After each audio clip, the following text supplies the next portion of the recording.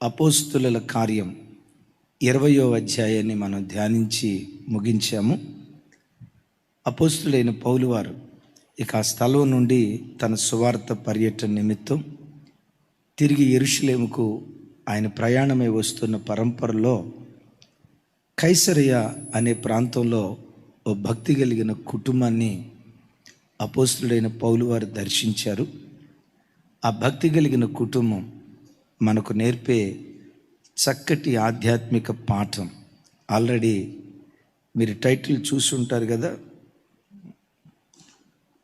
ఈ కాలపు పిల్లలను పెంచే విషయంలో సవాలు విసురుతున్న ఆ కాలపు ఓ తండ్రి చరిత్ర ఇది. ఈరోజు ప్రపంచ దేశాల్లో మానవాళి ఎదుర్కొంటున్న సమస్యల్లో మొట్టమొదటి సమస్య ఏంటో తెలుసా? పిల్లల్ని ఎలా పెంచాలో తల్లిదండ్రులకు అర్థం కాక జుట్టు పీక్కుంటూ ఉన్నారు. కారణం ఏంటంటే ప్రతి వ్యక్తి ఓ మంచి ఉద్యోగస్తుడిగా రాణించగలుగుతున్నాడు, మంచి వ్యాపారవేత్తగా సక్సెస్ఫుల్ అవ్వగలుగుతున్నాడు, ఉద్యోగంలో వ్యాపారంలో అన్ని రంగాల్లో మనిషి ఎన్నో విజయాలు సాధించగలుగుతున్నాడు. కానీ తన పిల్లలను పెంచే విషయంలో ఓడిపోయిన తల్లిదండ్రులుగా లోకంలో చాలామంది మనకు కనపడుతూ ఉన్నారు. పరిశుద్ధ గ్రంథంలో కూడా మనం చూస్తే మంచి భక్తులను చాలామందిని మనం చూస్తాం. మంచి విశ్వాసులను, మంచి భక్తి కలిగిన వ్యక్తులను చాలామందిని మనం చూస్తాం. బట్ మంచి కుటుంబాలను చాలా తక్కువగా చూస్తాం. మంచి విశ్వాసులు కోకొల్లలు, కానీ మంచి కుటుంబాలు లోకంలోనే కాదు బైబిల్లో కూడా కొంచెం అరుదుగానే మనకు కనపడతాయి. సమూయేలు చాలా భక్తి కలిగిన వాడు. దాను మొదలుకొని బెయేర్షెబా వరకు ప్రఖ్యాతిగాంచిన గొప్ప ప్రవక్త. ఆయన పిల్లల దగ్గరికి వచ్చేసరికి దేశమే అంటది, నీ వంటి వారు కాదయ్యా నీ పిల్లలు. సంఘాన్ని చక్కగా పరిపాలన చేశాడు. షిలోహు మందిరంలో అనేక సంవత్సరాలు అద్భుతమైన న్యాయాధిపతిగా న్యాయం తీరుస్తూ వచ్చాడు. మంచి ప్రవక్త, చక్కటి యాజకుడు. వీటన్నిటి విషయంలో చాలా చక్కగా ఉన్నాడు. కానీ తన పిల్లలను పెంచుకునే విషయంలో సమూయేలు ఓడిపోయాడు అని చెప్పక తప్పదు. ఆ కోవలో దావీదుని చూస్తాం, ఆ కోవలో ఏలీని చూస్తాం. పాత నిబంధన అంతటిలో మంచి భక్తి కలిగిన కుటుంబాలు రెండు కుటుంబాలు. అది ముగింపులో నేను చెప్తాను. అయితే క్రొత్త నిబంధనలో దేవుని కృపను బట్టి మంచి భక్తి కలిగిన కుటుంబాలు కొన్ని ఉన్నాయి. వాటిలో ఒక కుటుంబం సువార్తికుడైన ఫిలిప్పు. కైసరియా ప్రాంతంలో ఉన్నాడు. ఆయన పిల్లలను పెంచే విషయంలో ఎందుకు సక్సెస్ అయ్యాడు? ఆ కుటుంబం నుంచి మనం నేర్చుకునే ఓ చక్కటి ఆధ్యాత్మిక దివ్యమైన పాఠం రండి ధ్యానించుదాం. అపోస్తుల కార్యాలు 21వ అధ్యాయం. అపోస్తుల ప్రయాణం మనకు తెలియాలంటే మొదటి వచనం నుంచి 21వ అధ్యాయం, మొదటి వచనం నుంచి 10వ వచనం వరకు మనం చదవాలి. మెట్టుకి రోజు 7వ వచనం నుంచి 10వ వచనం వరకు నేను చదువుతాను, నాతో కలిసి. మేము తూరు నుండి చేసిన ప్రయాణము ముగించి తెలెమాయికి వచ్చి సహోదరులను కుశలమడిగి వారి యొద్ద ఒక దినం ఉంటేమి. మరునాడు మేము బయలుదేరి కైసరియాకు వచ్చి 7గురిలోనొకడును సువార్తికుడునైన ఫిలిప్పు ఇంట ప్రవేశించి అతని యొద్ద ఉంటిమి. కన్యకలుగా ఉన్న 4 కుమార్తెలు అతనికి ఉండిరి. వారు ప్రవచించువారు. మేము అనేక దినములు అక్కడ ఉండగా అపోస్తులైన పౌలు వారు తన సువార్త ప్రయాణంలో ఆయన ప్రయాణమై కైసరయ అనే ప్రాంతానికి వచ్చాడు. కైసరయాలో ఓ భక్తి కలిగిన మనుషుడు, ఆయన పేరు ఫిలిప్పు. చెప్పండి, ఎవరయ్యా ఈ ఫిలిప్ అంటే? సువార్తికుడైనటువంటి ఫిలిప్పు. ఆయనకు 4 కుమార్తెలు ఉన్నారు. ఆ కుమార్తెలను గురించి రాయబడిన మాట ఏంటంటే నలుగురు కన్యకలు, నలుగురు ప్రవచించేవారు. సహజంగా ఏ కుటుంబంలోనైనా చూడండి, పెద్దోడు బాగున్నాడంటే చిన్నోడు బాగాలేదనేవాళ్ళు కొంతమంది. అమ్మయ్య చిన్నోడు పర్వాలేదు అనుకుంటే పెద్దోడు దారి తప్పిపోయాడండి అని అనుకునేవాళ్ళు కొంతమంది. అమ్మాయిలు బాగున్నారులే అనుకుంటే అబ్బాయిలు బాగాలేదనేవాళ్ళు. పర్లేదయ్యా అబ్బాయిల జీవితాలు బాగానే ఉన్నాయి కానీ ఎందుకో ఆడపిల్లలు దారి తప్పిపోయారయ్యా అని సహజంగా ఏ ఇంట్లో చూసినా ఒకరు బాగుంటే ఒకరు బాగాలేదు అనే వార్తలు చూస్తాం. కానీ విచిత్రం ఏంటంటే ఈ ఇంట్లో నలుగురు కుమార్తెలు, ఆ నలుగురిని ఆ తండ్రి కన్యకలుగా పెంచాడట. అద్భుతం. ఆ నలుగురు కుమార్తెలు ప్రవచించే కుమార్తెలుగా దేవుని సన్నిధిలో ఎదిగినట్లుగా పరిశుద్ధ లేఖనాల్లో చూస్తూ ఉన్నాం. దైవజనమా, నేను ప్రారంభంలో చెప్పినట్లుగా ఈరోజు ప్రపంచం ఎదుర్కొంటున్న సమస్యల్లో ప్రధాన సమస్య పిల్లల్ని ఎలా పెంచాలో తల్లిదండ్రులకు అర్థం కాక జుట్టు పీక్కుంటూ ఉన్నారు. గడిచిన ఈ వారంలో నేను విజిటింగ్ అవర్స్ ఇచ్చాను. మొదటి రోజే ఇద్దరు భార్యాభర్తలు వచ్చారు. మంచి అత్తరులు. నేను చూసినంత వరకు అంత ఎత్తుగలిగిన భార్యాభర్తలు నేను చూడలేదేమో అని అనుకుంటా. 6 అడుగులకు పైనే ఇద్దరు మంచి అత్తరులు వచ్చారు. నా ఎదురు కూర్చున్నారు. కూర్చున్నది మొదలుకొని ఆ తండ్రి నా ముఖంలో ముఖం పెట్టి చూడలేక అలాగే తలదించి పిచ్చోడు ఏడ్చినట్టు ఏడుస్తున్నాడు. బహు చక్కగా ఎర్రగా ఉన్నాడు. అయ్యా ఎక్కడి నుంచి వచ్చారు? ఓ 30 కిలోమీటర్ల దూరం మన మందిరానికి. స్థలాల పేరు నేను చెప్పలేను. ఓ 30 కిలోమీటర్ల దూరం నుంచి వచ్చామయ్యా. మీరేం చేస్తారు? పేరుగాంచిన ఓ సంస్థలో ఇంజనీర్గా పనిచేస్తున్నానయ్యా. మా భార్య హౌస్ వైఫ్. దరిదాపుగా 20-30 కోట్ల రూపాయలు ఆస్తుంది. నా పిత్రార్జితం అనా పైసా కూడా లేదు. నా స్వశక్తితో హైదరాబాద్ వచ్చి కష్టపడి చదువుకొని ఒక ఇంజనీర్గా దేవుని చేత ఆశీర్వదించబడి ఈరోజు పేరుగాంచిన ఒక సంస్థలో ఓ ఉన్నతమైన ఇంజనీర్గా పనిచేస్తున్నాను. మరి ఎందుకు ఏడుస్తున్నారయ్యా? నాకు 2 పిల్లలయ్యా, 2 కుమార్తెలు. ఎందుకు ఏడుస్తున్నారయ్యా? నా కుమార్తె నాకు ఒక మెసేజ్ పెట్టింది చూడండి అయ్యా అని వాట్సాప్ మెసేజ్ నాకు చూపించాడు. ఆ వాట్సాప్ మెసేజ్లో ఇంటర్మీడియట్ సెకండ్ ఇయర్ చదివే వాళ్ళ కూతురు తండ్రికి మెసేజ్ పెట్టింది. నాన్న, నువ్వు మంచి భర్తవై ఉండొచ్చు, మంచి కొడుకువై ఉండొచ్చు, నువ్వు వెళ్ళే సంఘంలో మంచి విశ్వాసివై ఉండొచ్చు, మా అమ్మకు మంచి భర్తవై ఉండొచ్చు, నేను కన్న తల్లిదండ్రులకు మంచి కుమారుడు అయి ఉండొచ్చు, నీవు మాత్రం మంచి తండ్రివి కాదు నాన్న. తండ్రి విషయంలో నువ్వు ఫెయిల్ అయిపోయావు. ఆఫ్కోర్స్ మంచి కొడుకు అయి ఉండొచ్చు, నువ్వు మంచి తండ్రివి కాదు నాన్న. మంచి విశ్వాసివై ఉండొచ్చు, మంచి తండ్రివి కాదు నాన్న. మా అమ్మకు నువ్వు మంచి భర్తవై ఉండొచ్చు, కానీ నా విషయంలో you are a bad parent, you are a bad father. నా కడుపును పుట్టిన కూతురు నాకు పెట్టిన మెసేజ్ అయ్యా. ఏడుస్తున్నాడు, ముఖం చూపించలేకపోతున్నాడు. ఆ ప్రక్కన కూర్చొని భార్య అంటది, అయ్యా నా భర్త వయసు 50, నా వయసు 45, 46. దరిదాపుగా మా వివాహమై 20 సంవత్సరాలు అవుతుంది. నా 20 సంవత్సరాల దాంపత్యంలో నా భర్త నన్ను ఒక తండ్రిలాగా చూసుకున్నాడయ్యా. భర్త అనే కంటే నాకు తండ్రి కంటే ఎక్కువయ్యా. పరస్త్రీ వైపు తప్పుగా చూసినట్లుగా నా భర్తలో ఒక్కరోజు కూడా నేను చూడలే. నన్ను పట్టుకొని అమ్మా అని పిలుస్తాడు. అసే అనే మాట నా భర్త నోట నుంచి నేను ఎన్నడూ వినలా. నన్ను పట్టుకొని అమ్మా అంటాడు. ఇంజనీర్ కదయ్యా.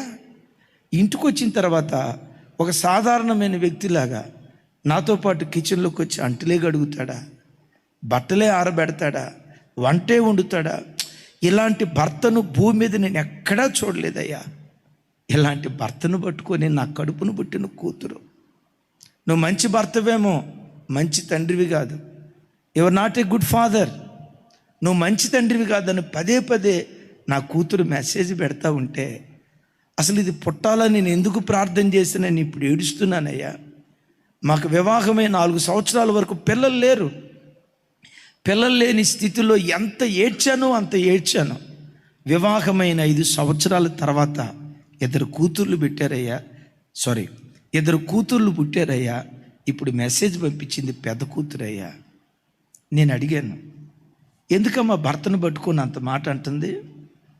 కూతురు మంచి చదువు చదవాలని కోట్లాధిపతులు చదువుకునే పలానా కార్పొరేట్ స్కూల్లో మా అమ్మాయిని జాయిన్ చేసాం. ఫస్ట్ ఇయర్, సెకండ్ ఇయర్, ఇప్పుడు సెకండ్ ఇయర్ చదువుతుంది. సరే ఇంత చేశారు కదమ్మా, ఎందుకు మిమ్మల్ని ఇట్లా అంటుంది? మా కూతురికి ఐఫోన్ కావాలంట. పదే వచ్చి అడుగుతుంది. మా క్లాసులో అందరికీ ఐఫోన్ ఉంది, నాకు డబ్బా ఫోన్ కొనిచ్చావు. ఏ ఫోను? నాకు డబ్బా ఫోన్ కొనిచ్చావు. అందరికీ ఐఫోన్ ఉంది, నాకు ఐఫోన్ కొని అని అంటా ఉండేది. ఇంటర్మీడియట్ చదువుకునే నీకు ఐఫోన్ ఎందుకమ్మా? సంవత్సరం పాటు టార్చర్ పెట్టింది, అయినా కొని ఇలా జీన్స్ ప్యాంట్ వేసుకొని వెళ్తానంటుంది. వద్దురా, నీకు దండం పెడతాను. మరి మా క్లాసులో అందరూ జీన్ ప్యాంట్ వేసుకొని వస్తున్నారు కదా, మా క్లాసులో అందరూ అబ్బాయిలు అమ్మాయిలతో తిరుగుతూ ఉంటారు. మా డాడీ వచ్చేసరికి అట్లా చూడొద్దు, ఎట్లా చూడొద్దు, అలా చేయొద్దు, ఇలా ప్రతి దానికి రిస్ట్రిక్షన్ పెడతాడు. ఈయన తండ్రి కాదు, సాడిస్టు. నాకు ముద్రేసిందయ్యా. భార్య ఏడుస్తా అంటది, సంఘంలో మంచి పేరయ్యా, ఉద్యోగ స్థలంలో సంవత్సరం వెంబడి సంవత్సరం ప్రమోషన్లు వస్తాయ్యా. నా జీవితంలో ఇలాంటి మంచి వ్యక్తిని నేను ఎన్నడూ చూడలేదయ్యా. అలాంటి భర్తను పట్టుకొని నా కూతురు అనే మాట. ఆయన నా వైపు చూడలేక తల అలాగే దించి పిచ్చోడు ఏడ్చినట్టు ఏడుస్తున్నాడు. నా కూతురు దగ్గర నేను పొందుకున్న సాక్ష్యం అయ్యా ఇది. ఎందుకు ఈ మాట అందాయి అంటే, అది ఐఫోన్ కొనమంది నేను కొంటలా, జీన్ ప్యాంటు కొనమంది నేను కొంటలా, జుట్టు ఎలా విరబోసుకోవాలనుకుంటుంది నేను వద్దంటున్నాను, ఇలా తిరుగుతానంటుంది నేను వద్దంటున్నాను. దాన్ని బట్టి నన్ను ఇలా అంటుందయ్యా అని వల ఏడుస్తూ ఉంటే ఆ తల్లి అంటది, ఈ పిల్లలు పుట్టకుండా ఉంటే బాగుండేదయ్యా. ఇలాంటి పిల్లలను కని మేము సుఖపడింది ఏంటని 46 సంవత్సరాల తల్లి వలవల ఏడుస్తుంది. నిజమే దైవజనమా, ఈరోజు ప్రపంచం ఎదుర్కొంటున్న సమస్యల్లో ప్రధాన సమస్య పిల్లల్ని ఎలా పెంచాలో అర్థం కాని స్థితి. కానీ ఇక్కడ బైబిల్లో చూడండి, స్వార్థికుడైన ఫిలిప్పుకు ఎంతమంది కుమార్తెలు? వచ్చే వారం చెప్తాను వాళ్ళను గూర్చి. 4 కుమార్తెలు. ఆ 4 ఎలా పెంచాడట? కన్యకలుగా పెంచాడట. అద్భుతం.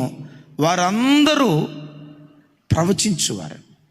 నేనంట, ఎంత అద్భుతంగా తన కుమార్తెలను పెంచగలిగాడంటే ఈ తండ్రిలో ఉన్న ప్రత్యేకత ఏంటి? మెట్టుకు ఒక మాట చెప్పి ఆయనలో ఉన్న 7 విశిష్టతలు చెప్తాను. ఏ కుటుంబమైనా కట్టబడాలంటే మీకు తెలిసింది టకామని చెప్పండి. ఇంటి భర్త పురుషుడు భక్తి కలిగి ఉండాలా, స్త్రీ భక్తి కలిగి ఉండాలా? మీకు తెలిసింది చెప్పండి ఏదో ఒకటి. లైవ్ చూస్తున్న బిడ్డలారా, పురుషుడు భక్తి కలిగి ఉండాలా, స్త్రీ భక్తి కలిగి ఉండాలా? ఇద్దరు భక్తిగా ఉండాలి, నో డౌట్.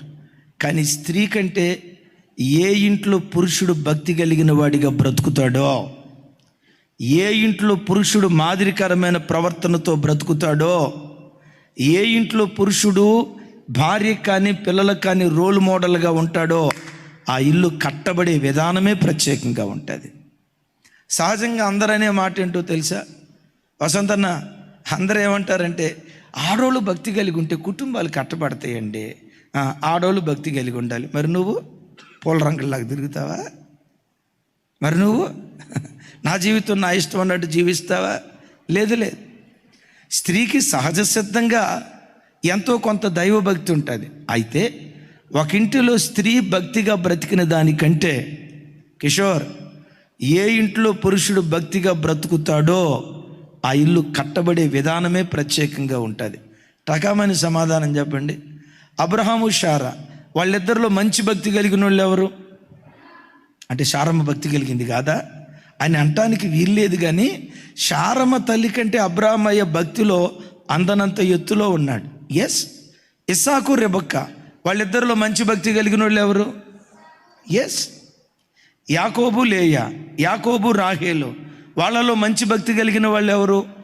బైబిల్లో ఎక్కడైనా చూడండి, దేవునితో సంబంధం భక్తి అంటే అది పురుషుల సొంతం అన్నట్లుగా బైబిల్లో మనం చూస్తాం.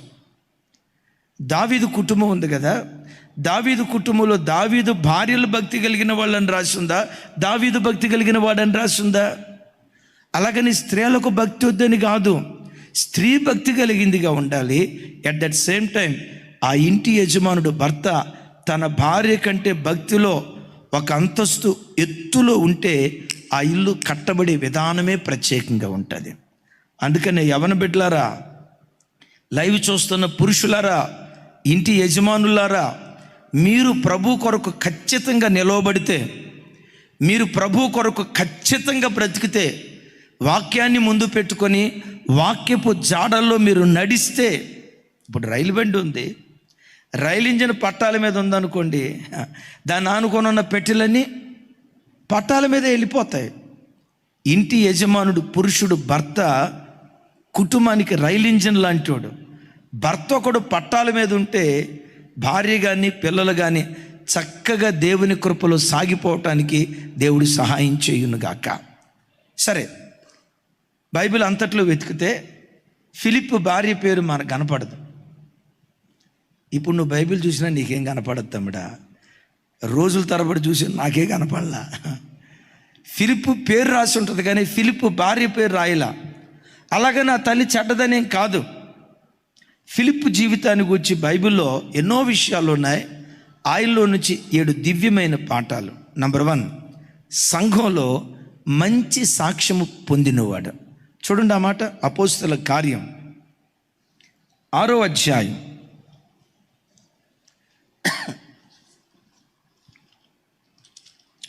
6వ అధ్యాయం 3వ వచనం.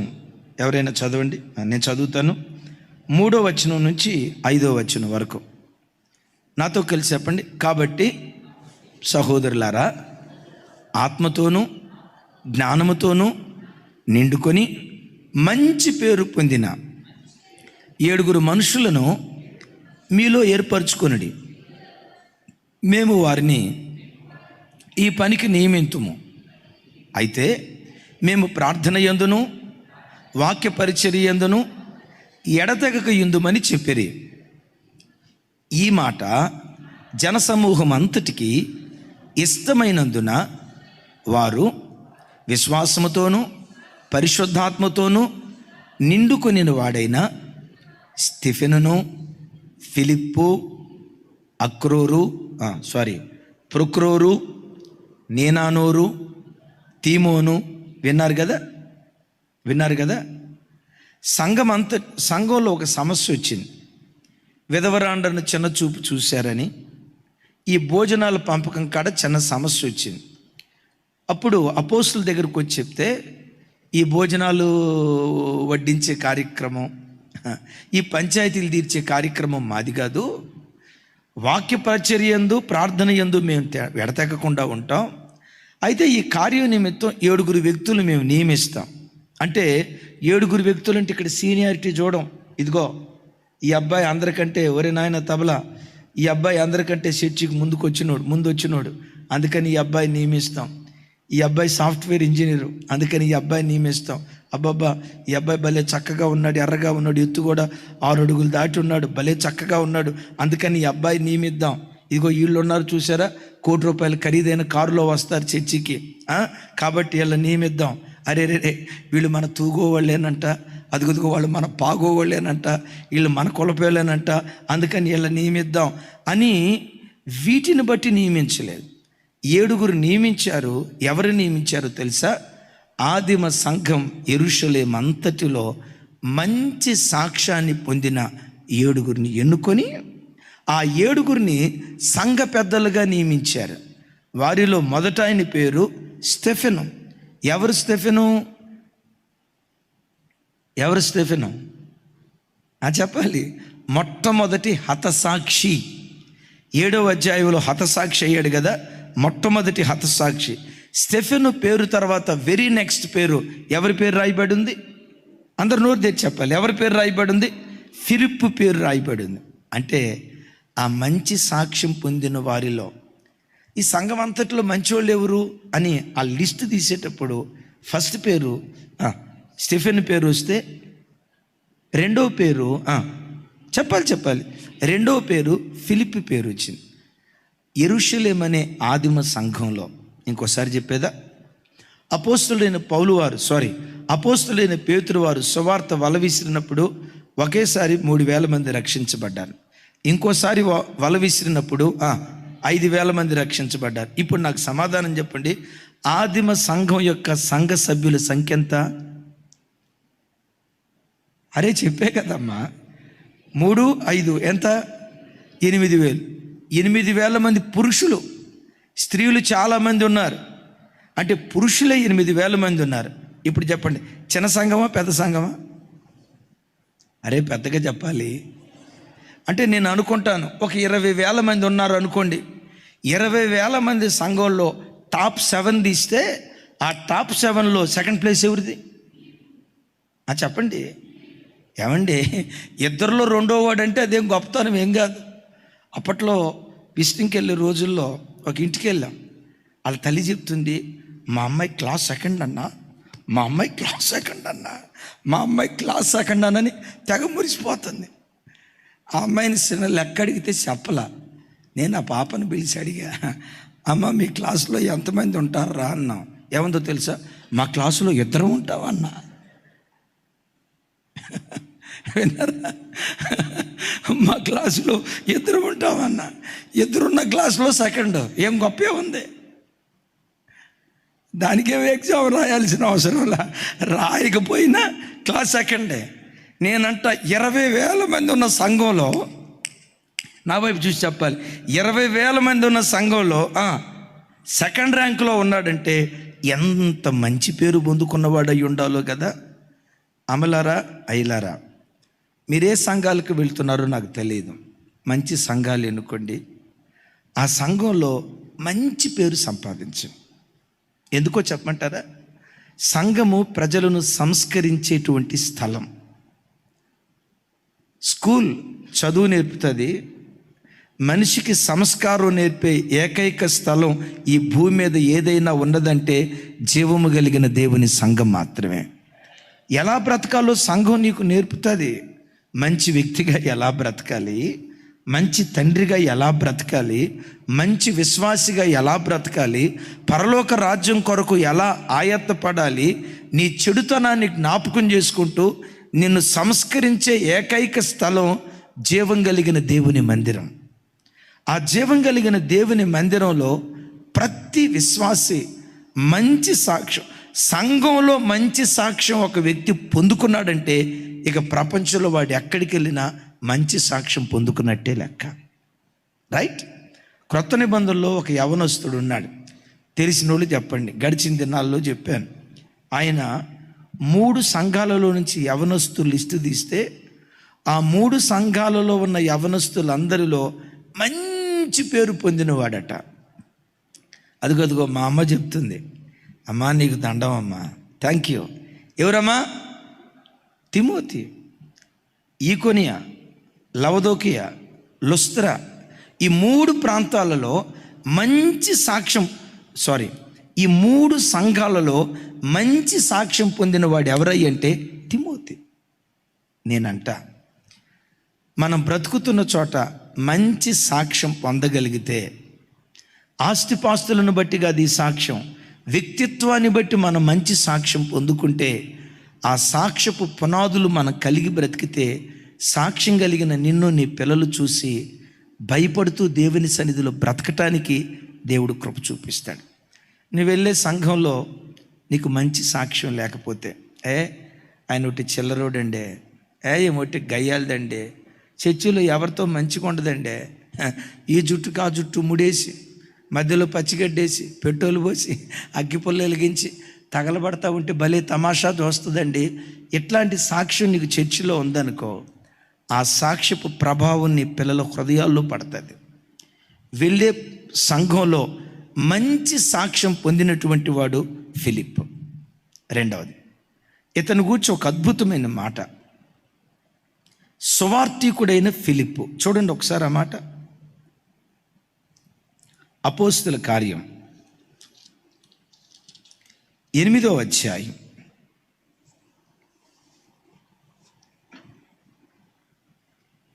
4వ వచనం. 8వ అధ్యాయం 4వ వచనం. జస్ట్ రెఫరెన్స్లు చెప్తాను. అలాగే 12వ వచనం.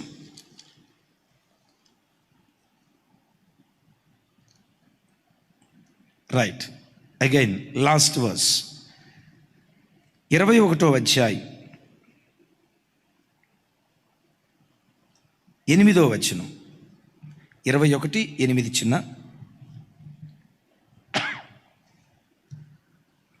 నాతో కలిసి చెప్పండి. మరునాడు మేము బయలుదేరి కైసరయాకు వచ్చి 7 నొకడును సువార్తికుడునైన ఫిలిప్పు ఇంట ప్రవేశించి. నా వైపు చూడండి. ఫిలిప్ అనే పేరుకు ముందు ఏ టైటిల్ ఉంది చెప్పండి? క్రొత్త నిబంధనలో సువార్తికుడు అని పేరు పొందిన ఏకైక వ్యక్తి ఫిలిప్పు. దైవజనుడా అని పిలువబడిన ఏకైక వ్యక్తి ఎవరు అన్నారు కదా, చెప్పండి గట్టిగా. సరే మీరు చెప్పండి చిన్న. అదిగా బైబిల్లో దైవజనుడా, క్రొత్త నిబంధనలో దైవజనుడా అని పిలువబడిన ఏకైక వ్యక్తి తిమోతి. సువార్తికుడు అని పిలువబడిన ఏకైక వ్యక్తి ఫిలిప్పు. మీరు బైబిల్ అంతా వెతకండి, మీకు అర్థమవుతుంది. సువార్తికుడు అని పేరు వహించినవాడు. అవును, ఈ భక్తుడు ఎవరంటే సువార్తను మోసుకుంటూ వెళ్ళాడు. సమరయ ప్రాంతానికి కానీ, కైసరియా ప్రాంతానికి కానీ, యెరూషలేం ప్రాంతానికి కానీ, తాను బ్రతుకుతున్న ప్రతి చోట సువార్తను మోసుకొని వెళ్ళేవాడు. నా వైపు చూడండి. సువార్తను మోసుకెళ్ళేడే. నా వైపు చూడాలి అందరూ. లైవ్ చూస్తున్న బిడ్డలారా చూడాలి. సువార్తను మోసుకెళ్ళేడే కానీ ఇంకొక వార్తను మోసుకొని వెళ్ళాల. ఏ వార్త చెప్పండి? అదే దుర్వార్తలను మోసుకొని వెళ్ళాల. ఏ స్థలానికి వెళ్ళినా యేసుక్రీస్తును గూర్చిన సువార్త, యేసుక్రీస్తు జననాన్ని గూర్చిన సువార్త, యేసుక్రీస్తు జీవితాన్ని గూర్చిన సువార్త, యేసుక్రీస్తు శిలువ యాగాన్ని గూర్చిన సువార్త, యేసుక్రీస్తు మరణాన్ని గూర్చిన సువార్త, యేసుక్రీస్తు పునరుద్ధానాన్ని గూర్చిన సువార్త.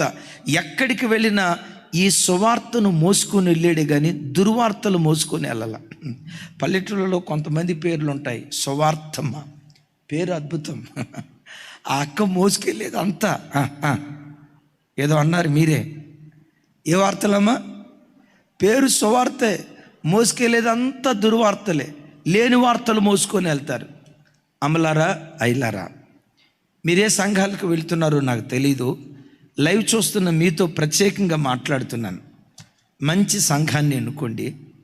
ఆ సంఘానికి వెళ్ళిన తర్వాత ఆ సంఘంలో నుండి, నా వైపు చూడాలి, ఆ సంఘంలో నుండి మేలైన వాటిని ఇంటికి మోసుకొని వెళ్ళండి. ఇంటికి వెళ్ళారా? మీరు భోజన పంక్తిలో కూర్చున్నప్పుడు, పిల్లలు మీ ఇంట ఉన్నప్పుడు, పిల్లలు మీ మధ్యలో తిరుగుతున్నప్పుడు, ఆ ఆదివారం సంఘంలో దైవజనుని బలపరిచి ఏ వాక్యం ద్వారా దేవుడు మీతో మాట్లాడాడు, ఏ వాక్యం మీ హృదయాన్ని తాకిందో, ఏ వాక్యం మీ హృదయాన్ని కదిలించిందో, ఏ వాక్యం మిమ్మల్ని ఏ వాక్యం మీకు బుద్ధి చెప్పిందో, ఏ వాక్యం మీ హృదయాన్ని కదిలించిందో, వినిన వాక్యాన్ని గూర్చి పిల్లలతో తర్కించండి, పిల్లలతో డిస్కస్ చేయండి. సంఘానికి వచ్చే ప్రజల్లో భక్తి కలిగిన వాళ్ళు చాలామంది ఉంటారు కదా. వాళ్ళ భక్తిని కూర్చున్నటువంటి వార్తలు, రేచిన మన చర్చికి పలానా అక్క వస్తుంది తెలుసా, పలానా అన్న వస్తాడు తెలుసా, అదే మన సాక్ష్యం చెప్పాడు సుధీర్ అన్న, ఆ అన్న 16వ ఏటే బాప్తిస్మం తీసుకున్నాడంట్రా, ఇట్లా పరిచర్య చేశాడంట్రా. అట్లా నమ్మకంగా పరిచర్య చేయటాన్ని బట్టి ఈరోజు అన్నని దేవుడు ఎంత ఆశీర్వదించాడో తెలుసా, మన సాక్ష్యం చెప్పాడే. 16 సంవత్సరంలో బాప్తిస్మం తీసుకున్నాడంట్రా. అరే మన చర్చికి పలానా అక్క వస్తుందే, మన సాక్ష్యం చెప్పిందే. ఆ అక్క 17వ సంవత్సరంలో బాప్తిస్మం తీసుకుందంట. నాన్న నువ్వు కూడా అట్లా ఎందుకు బ్రతకూడదు? అమ్మా నువ్వు కూడా అట్లెందుకు జీవించకూడదు? ఇలాంటి సువాసనను వెదజల్లే వార్తలు మన పిల్లలకు పదే పదే వినిపించాలి. కొంతమంది తల్లిదండ్రులు ఏం చేస్తారు తెలుసా? రేయ్, మంచి ఇచ్చుకొచ్చి పలానాడు ఉన్నాడు చూసారా, ఆడు పలానా అమ్మాయితో తిరుగుతున్నాడంట్రా, ఆడు ఇట్లా చేసాడంట్రా అని చిన్న పిల్లల ముందు ఈ మాటలు మీరు డిస్కస్ చేశారనుకోండి, వాడి హృదయంలో ఏ బీజం నాటబడిద్ది? అంటే ఈ చర్చికి వచ్చే వాళ్ళు అందరూ ఇట్లా నామకార్థంగా బ్రతుకుతారు, ఏదో ఆదివారం తెల్లబట్టలు వేసుకుంటారు, కానీ లోపటంతా అంతరంగం ఎలా ఉంటుంది. సంఘం అన్నా దేవుని వాక్యం అన్నా ఆ చిన్న పసి హృదయాల్లో ఒక చేదైన విత్తనాలు విత్తినోళ్ళం అయిపోతాం కదా. ఎప్పుడు దేవుని బిడ్డలు సువాసనను వెదజల్లే సువార్తను మోసుకుని వెళ్ళాలి, కానీ దుర్వార్తలు మనం మోసుకుని వెళ్ళకూడదు. జస్ట్ వారం రోజుల క్రితం యూట్యూబ్లో నేను కొన్ని వార్తలు సేకరిస్తూ ఉన్నాను. ఇశ్రాయేలీలు ఎందుకు ఇంత మేధావులు అవుతున్నారు? ప్రపంచ పటంలో ఇజ్రాయెల్, ప్రపంచ మ్యాప్లో ఇజ్రాయేల్ దేశం తొక్కడా. ఒకసారి చెప్పండి, తొనక కాదో రైట్, నోరు తెరిచి చెప్పండి. తొక్కడ అంటే ఎంత? జస్ట్ అసలు మ్యాప్ పాయింట్లో చూస్తే చొక్క ఎక్కడ పెట్టాలో అర్థం కాదు. ఇది ఇశ్రాయేల్ దేశం అని చొక్క పెట్టి అంత కూడా మ్యాప్ పాయింట్లో కనపడదు. అంత చిన్న దేశం ప్రపంచాలను కదిలిస్తుంది. మీకు తెలుసా, మనిషి వాడుకునే గుండు పిన్ను మొదలుకొని ఆకాశంలో ఎగిరే విమానం వరకు, శాటిలైట్ వరకు, వీటన్నిటిని ఎక్కువ శాతం కనిపెట్టిన మొట్టమొదటి జాతి యోధా జాతి. వెరీ నెక్స్ట్ క్రైస్తవులు. కనిపెడితే యోధా జాతి అన్నా కనిపెట్టాలి, వెరీ నెక్స్ట్ క్రైస్తవులే కనిపెట్టాలి. మీకు తెలుసా, ప్రపంచ దేశంలో ఉన్న జనాభాలో 0.2% ఇజ్రాయేలీలు. నోబెల్ అవార్డు గ్రహీతలు 20% వాళ్ళే గెలుచుకున్నారు. అరే, ఇంత గొప్ప మేధావితనం ఎక్కడి నుంచి వచ్చిందయ్యా అని ఇన్వెస్టిగేషన్ చేస్తే అక్కడ ఒక మాట పెద్ద ఆయన అంటాడు, ఇశ్రాయేలీలు పిల్లల్ని పెంచే విధానమే వేరుగా ఉంటుందట. పిల్లలు ఇంట్లో ఉన్నప్పుడు భార్యాభర్తలు డిస్కస్ చేసే ఆ డిస్కషనే వేరుగా ఉంటుందట. ఆయన చెప్తూ నాకు విస్మయాన్ని కలుగు చేసే మాట. విస్మయం ఏం కాదు, కానీ బైబిల్లో దానికి కొంత ఆధారం ఉంది. విస్మయం కలుగు చేసే మాట మాట్లాడాడు. ఏంటో తెలుసా? ఒక స్త్రీ గర్భవతి అనేది మొదలుకొని, విన్నారా? ఒక స్త్రీ గర్భవతి అనేది మొదలుకొని ఈ భార్యాభర్తలు మాట్లాడే ఆ సంభాషణే వేరుగా ఉంటుందట. భార్య గర్భవతి అయింది మొదలుకొని ఈ భార్యాభర్తల డిస్కషన్లో, నా వైపు చూడాలి, ఈ భార్యాభర్తల డిస్కషన్లో సింహభాగం ఎక్కువ శాతం దేని గురించి ఉంటుందో తెలుసా? నంబర్ 1, దేవుని గురించి ఎక్కువ మాట్లాడతారట. ఐగుప్తు దేశంలో దేవుడు ఇలాంటి గొప్ప అద్భుతాలు చేశాడు కదా, ఆకాశం నుండి అరణ్యంలో మన్నా కురిపించాడు కదా, బండ నుండి నీళ్లను రప్పించాడు కదా, ఎర్ర సముద్రాన్ని 2 పాయలుగా చీల్చాడు కదా, సముద్రంలో నుండి పూరేళ్లను రప్పించాడు కదా, మారాను మాధుర్యంగా దేవుడు మార్చాడు కదనని దేవుడు జరిగించిన సాహస క్రియలు భార్యాభర్తలు పదే డిస్కస్ చేసుకుంటూ ఉంటారట. విన్నారా?